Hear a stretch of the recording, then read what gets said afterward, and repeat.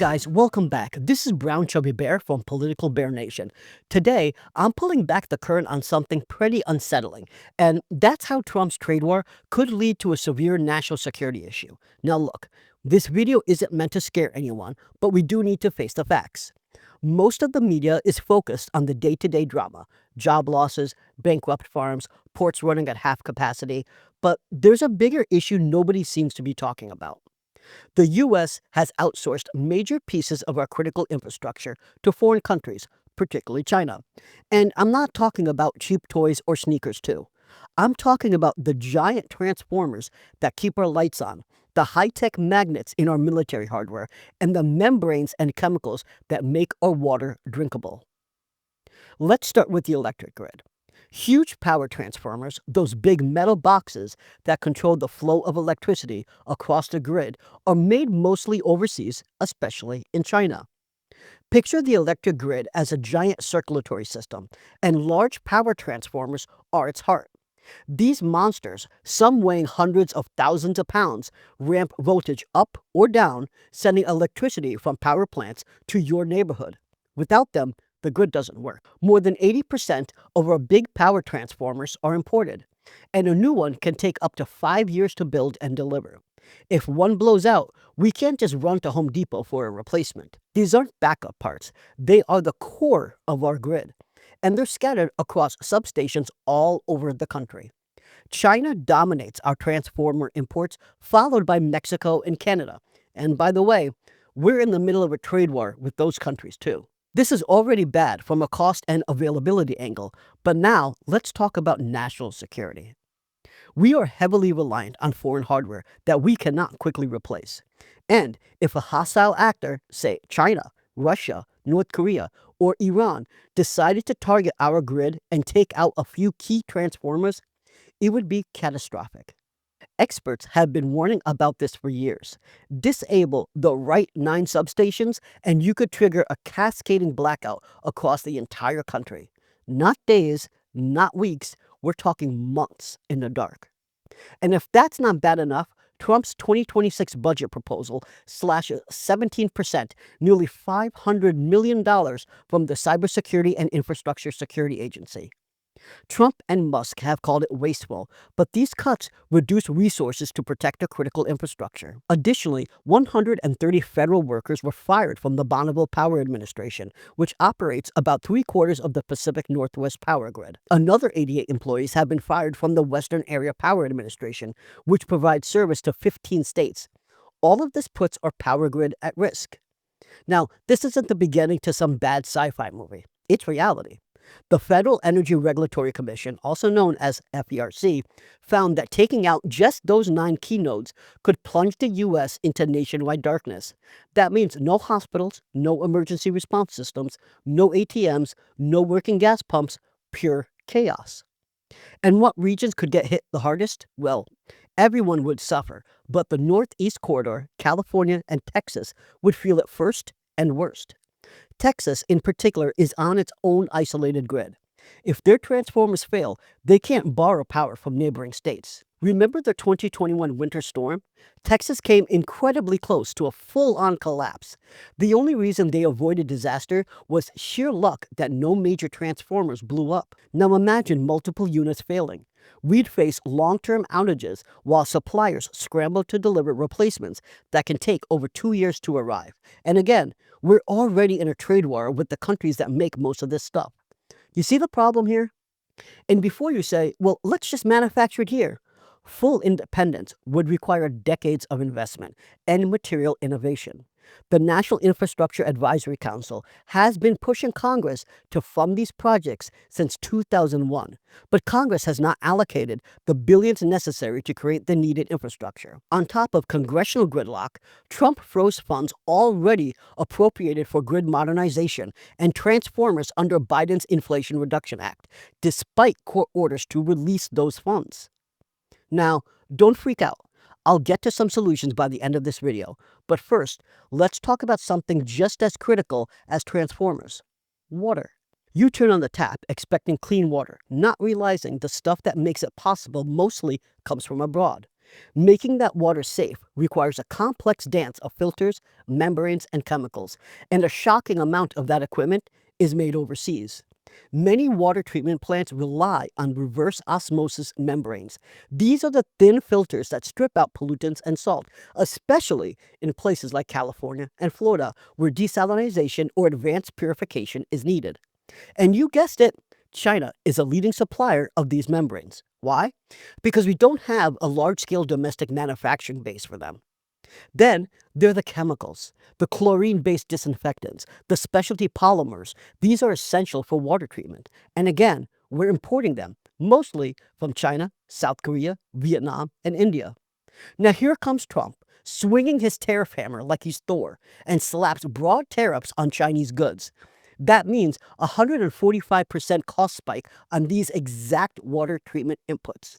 Some of these chemicals actually have a 245% tariff based on their specific classification. Not only are we paying significantly more, but delays have become more and more common as companies scramble for new suppliers. And what happens if China flat out refuses to send us those supplies? We turn to who? Vietnam? India? Okay, except we're in a trade war with them too. And they may not have the capacity to give us what we need at the scale that we need it.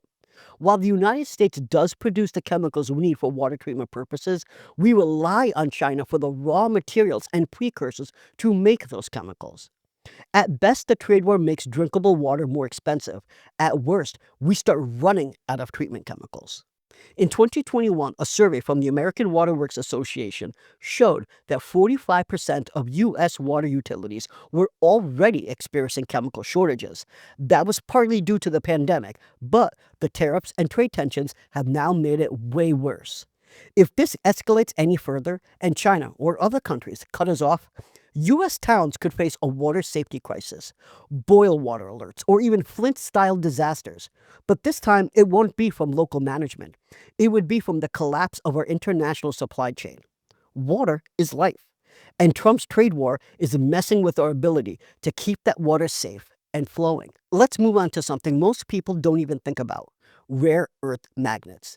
These are tiny but essential parts used in everything from MRI machines, smartphones, EVs, to missile guidance systems. Each F-35 jet has nearly 920 pounds of rare earth materials. A Virginia-class submarine uses more than 9,000 pounds. These magnets steer missiles, power drones, and help keep our military edge intact. On the civilian side, there are Teslas, wind turbines, and satellites. And once again, China's got us by the magnets. China processes almost 99% of the world's heavy rare earth elements. They've mastered the entire mine-to-magnet supply chain over decades. The U.S.? We have one active mine in Mountain Pass, California. And until recently, we were actually sending the ore to China to process it. Why?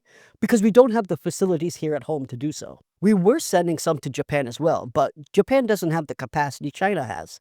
And what are we doing right now with Japan? We're picking a fight with them too. And Japan's not playing games. Their finance minister just said that they might consider dumping U.S. Treasury bonds, and they hold over $1 trillion of it. They are the number one foreign holder of U.S. Treasury bonds. If they even hint at dumping those bonds, interest rates spike, the dollar weakens, and our economy gets gut punched. So let me ask you, do you think Japan is going to help us out with rare earth minerals while we're in a trade war with them? I don't think so. And to no one's surprise, China has weaponized their dominance of rare earth elements. On April 4th, China's Ministry of Commerce slapped export restrictions on 7 rare earth elements and the magnets made from them, directly hitting our defense, energy, and automotive sectors. Meanwhile, Trump is out here chest thumping. It's like he brought a knife to a gunfight. And China said, "Cute knife. I manufacture the guns and the ammo, and I already sold them to your enemies." And it's not just China. The EU, India, Vietnam, Cambodia, Laos, all of them have responded to Trump with tariff increases of their own. The only country that's rolled over for Trump so far? Zimbabwe. That's it.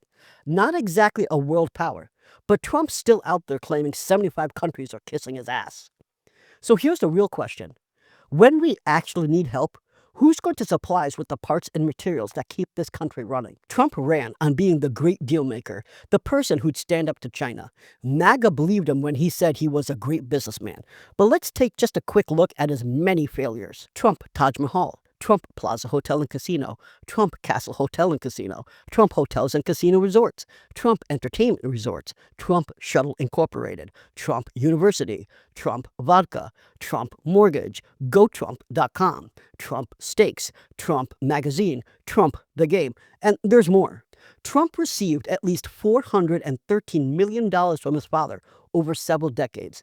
His claim that his father gave him a small loan of $1 million was never true. It's not hard to be filthy rich when you're getting hundreds of millions of dollars from daddy. Now, Trump said he was a great businessman and tariffs was his big flex, and it's obvious that has totally backfired. I'm not letting the rest of the GOP off the hook either. A lot of Republican lawmakers cheered his tariff strategy on, thumping their chests and screaming America first, while ignoring the long-term consequences. Well, guess what? The warehouses are empty. The parts are drying up, and the damage is showing up in our backyard right now. So what needs to happen? Trump is not going to fix this. He won't. He's too arrogant to admit he screwed up. He'd see any concession by the United States as a weakness, and that would bruise his fragile ego. So the pressure has to come from those around him. The Republican lawmakers, his advisors, his billionaire donors. They need to step up and end this self-defeating trade war. Or, at the very least, carve out exceptions for critical imports like transformers, rare earth magnets, water treatment chemicals, and electric grid components. Yes, long-term, we need to invest in making some of this stuff here in the United States. But that's going to take years, even decades, and we don't have decades before our infrastructure starts crumbling. Ending the trade war, or at least dialing it back, isn't just about capitulating to China.